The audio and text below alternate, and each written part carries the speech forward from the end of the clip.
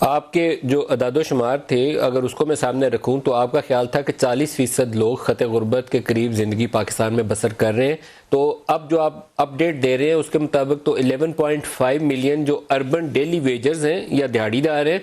ان کی جاب متاثر ہوگی، اور 30 سے 50 لاکھ لوگ یا 3 to 5 ملین ایسے لوگ ہیں جو سٹرکچرلی ایک اکانومی کے اندر ایک صورتحال ایسی پیدا ہوگی ہے جو لانگ ٹرم ان امپلائڈ ہو سکتے ہیں. تو اس کا پاورٹی پہ کیا اثر ہوگا؟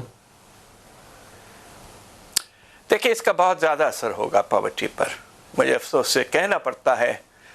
اور وقتی طور پر جب لوگ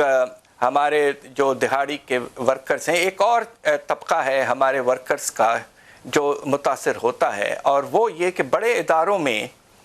کافی کیجول ورکرز رکھے گئے ہیں جن کے پاس بیچاروں کے پاس کانٹریکٹ وغیرہ نہیں ہوتا ہے،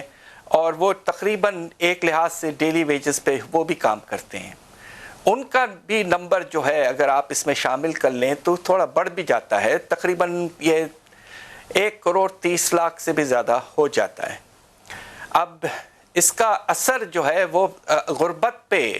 کچھ عرصے تو گورنمنٹ ریلیف پرووائڈ کر رہی ہے، تو اللہ کے فضل سے کچھ ہفتے تو گزارا ہو سکتا ہے، مگر اگر یہ جی ڈی پی میں کمی مسلسل رہی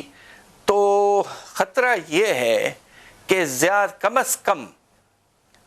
1 کروڑ سے 1.50 کروڑ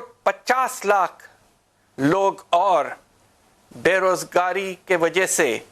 اور حالات کی وجہ سے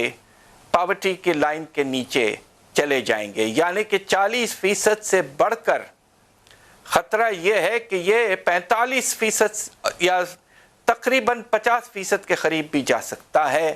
اس لیے ہم سب کو بہت پریشانی ہے کہ پاکستان کی تاریخ میں کبھی ایسا نہیں ہوا کہ اس تیزی سے خدا نخواستہ غربت میں اضافہ ہو سکتا ہے.